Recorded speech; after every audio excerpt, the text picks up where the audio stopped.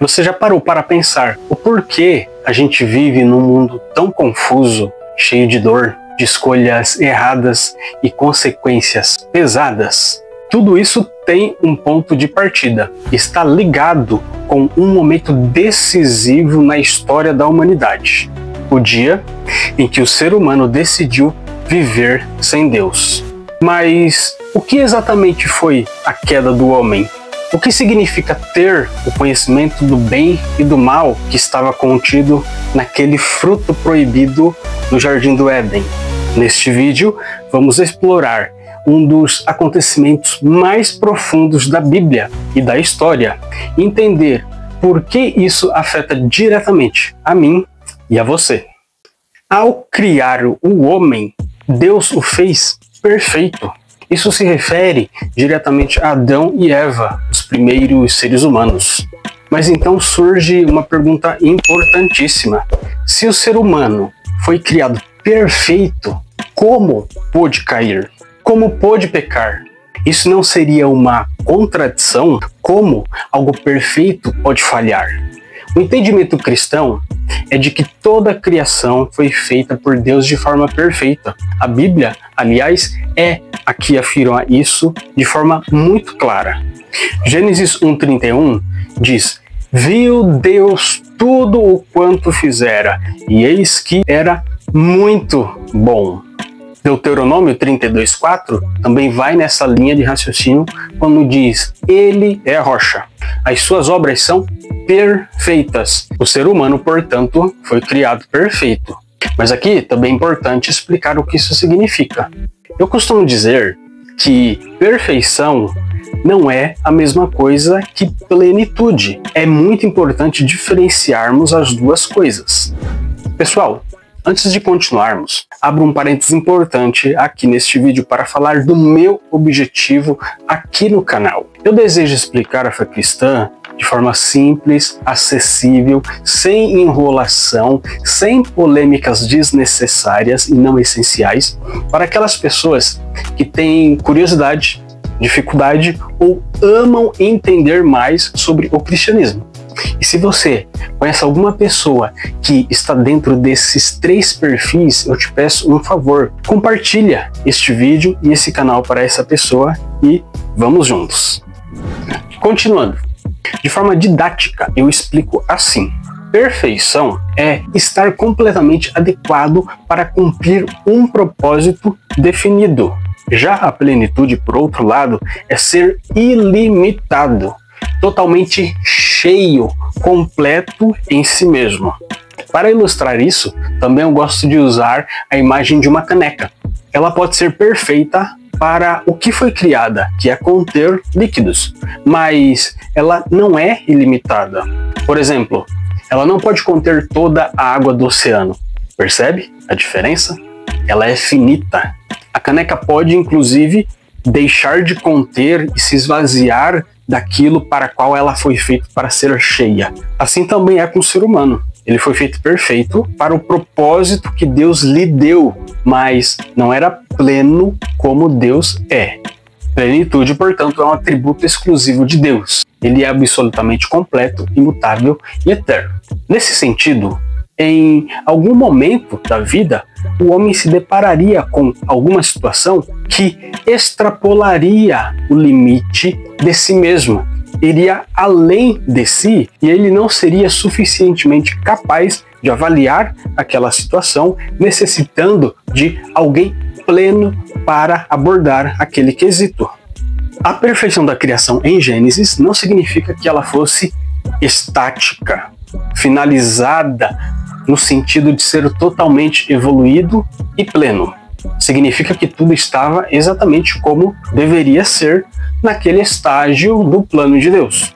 A criação era perfeita no sentido de ser adequada, mas ainda estava em desenvolvimento, em movimento, em evolução dos propósitos divinos. No relacionamento com Deus, então, o ser humano tinha infinitamente tudo para aprender sobre exatamente tudo. O ser humano não era pleno e, consequentemente, tinha limites, assim como temos hoje. E é aqui que entramos na questão do fruto proibido.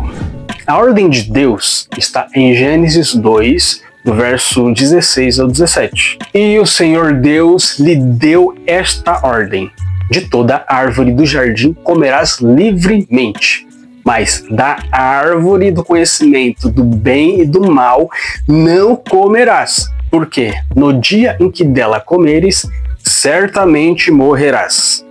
Repare, Deus deu uma ordem clara. Não foi por mero capricho. Aliás, se o fosse, não teria problema nenhum. Deus é Deus, Ele que nos criou, Ele que determina as regras. Mas esta ordem foi mera graça, bondade de Deus. A proibição foi um sinal de cuidado. Até aquele momento, por exemplo, o homem era totalmente dependente de Deus para conhecer, julgar, escolher em todas as questões, e principalmente naquelas em que essas questões ultrapassavam o limite do homem. O bem era tudo o que vinha da direção de Deus. O mal era tudo o que contrariava a isso. O homem não conhecia o mal, portanto, porque Deus o guiava. O limite no primeiro casal sempre foi uma realidade, assim também como a possibilidade de escolha. E esse limite, essa possibilidade de escolha, era justamente a árvore proibida. A árvore do conhecimento do bem e do mal representa, de forma objetiva e profunda, a opção do homem em tomar para si a autonomia moral, passar a decidir por si só o que é certo e o que é errado, mesmo naquelas questões que ultrapassavam os seus limites. O conhecimento aqui não é apenas intelectual, é existencial, prático e experimental. Deus basicamente disse o seguinte para o homem: Adão, Eva, eu os criei, eu sou o seu Deus, nosso relacionamento continuará desta forma, eu vou guiar vocês, vocês são perfeitos, mas não são plenos. Eu só sou pleno, vocês são limitados. Eu não sou limitado. Só eu conheço verdadeiramente o bem e o mal, porque eu sou infinito e eterno. Se vocês decidirem tomar para si esse conhecimento, essa prerrogativa, se tentarem se tornar independentes de mim, vocês morrerão. Ou seja, aquela árvore e o fruto era uma escolha concreta e espiritualmente profunda: seguir dependendo de Deus ou assumir esta falsa autonomia. Você confiaria em uma criança pequena para decidir sozinha o que é certo e errado? Parece um absurdo, não parece? Mas foi exatamente isso o que a humanidade fez nas pessoas de Adão e Eva. Quando o ser humano escolheu conhecer o bem e o mal por si só, ele não ganhou sabedoria, ele perdeu direção. E quando o homem comeu desse fruto, ele não apenas desobedeceu, ele disse na verdade o seguinte: eu não preciso mais que Deus me diga o que é certo e errado. Eu mesmo posso decidir isso, até mesmo naquelas questões em que ultrapassam os meus limites. Porém, você lembra da questão? O homem é limitado. Como um homem limitado pode discernir entre o bem e o mal em todas as questões da sua vida, em todas as circunstâncias que são até maiores, que ultrapassam os seus limites? Foi o que ocorreu. Eu ouso dizer que o primeiro erro de Adão e Eva não foi exatamente comer do fruto, mas o abrir espaço para o diálogo, para que a dúvida entrasse dentro de si. A serpente os aborda e planta a dúvida. Ali começou o teste. O homem e a mulher não foram forçados a nada. Eles tinham uma escolha diante de si: dar ouvidos ao seu Criador, que tanto já havia os guiado pelo bem e os havia alertado tantas vezes, ou dar ouvidos a uma inovação perigosa. É exatamente aí que entra a queda. O ser humano escolheu independência, escolheu romper o relacionamento com Deus. Sem Deus como guia e sem o seu direcionamento, o homem passou a arrogar para si a habilidade de julgar e avaliar tudo por conta própria. E essa condição do homem exatamente hoje. Ele arroga para si não precisar de Deus. Ele se acha independente, autossuficiente. Essa é a condição atual de todo homem sem Deus. Esta culpa do pecado de Adão e Eva foi transmitida para nós.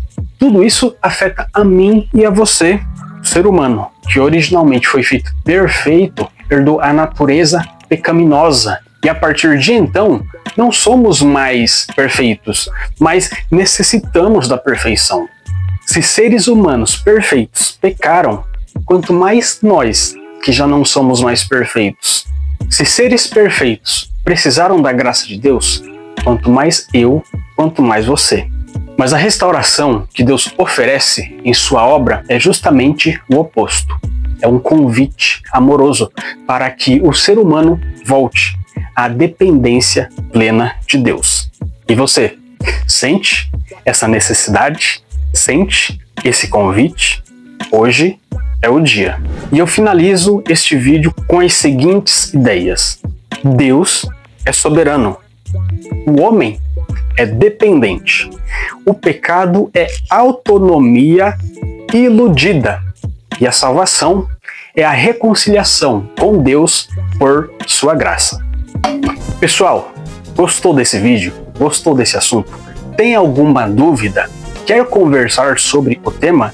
Fique à vontade para comentar no vídeo, ou vocês podem também me adicionar nas outras redes sociais, está aqui embaixo na descrição do vídeo, e mandar uma mensagem por lá, tá bom? Teria o prazer em responder cada um de vocês. Que Deus os abençoe e até o próximo vídeo, se assim o Senhor Deus nos permitir.